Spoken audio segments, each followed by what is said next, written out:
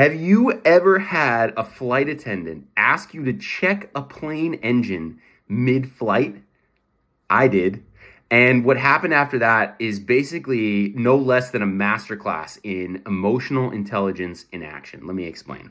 So I'm flying from LA to Newark when a flight attendant leans over and asks me to check outside the airplane window to see if anything's wrong with the engine.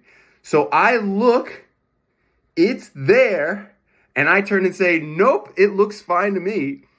But then a couple minutes later, she's got a couple more flight attendants over. They're all kind of like looking out the window. They're whispering, they're chattering. And if you've ever been on a plane where there's a bunch of flight attendants chattering and looking out a window, you may notice that the rest of the plane is sort of like a little bit tense, right? What else could possibly be wrong?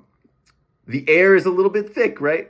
20 minutes later, the captain's voice comes on the PA in like sort of the classic captain way, right? There's like, you might have noticed some activity around the window earlier. You might be a little curious about what it is. The crew was addressing a run-of-the-mill engine failure.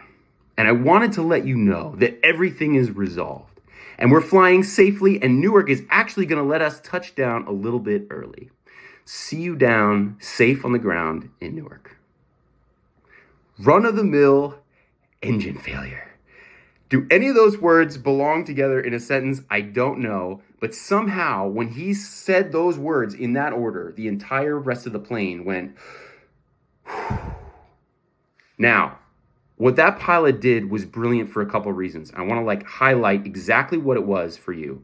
First, he acknowledges some of these unspoken fears, right? You may have noticed that might have caused a little curiosity for you, right? And then he goes straight into it's been resolved, past tense. So meets people emotionally where they are and then lets them know that it's been resolved and it's in the past, and uses language like run of the mill right before a stressful sounding word like engine failure to let people know not that this was something that they wouldn't have to worry about, but specifically that the team was trained to handle these types of emergencies. So he frames the issue carefully and plants the right words in the right order to make sure that people hear everything. Now, if he had led with, hey, everybody, you might have wondered why we just had an engine failure, right? Then you would never get the plane's attention back to be able to explain that everything's okay.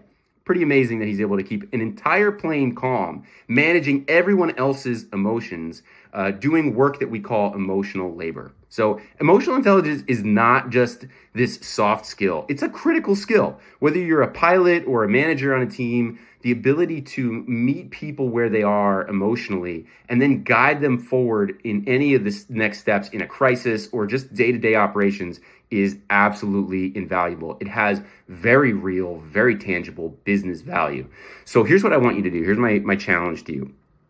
Think of someone in your life who is that pilot for you. Someone who's on your team, colleague, a friend, a family member, somebody who does this emotional labor really well. And I want you to tag them in these comments, or better yet, send them a personal video or a voice memo of you saying, hey, I noticed that you're doing this very specific exact thing really, really well, and it does this amazing thing for our team, and I recognize that, and I see that, and I appreciate that. Why? Because this type of recognition fuels more of this kind of behavioral magic, but also when you do this publicly with your teammates, it's a great model for everyone to see kind of the behavior that you want to see at scale across your organization. So seriously high business value from something that we call a soft skill, right? This is what we call emotional labor. So emotional intelligence, it's not just about what you say, it's about how you say it.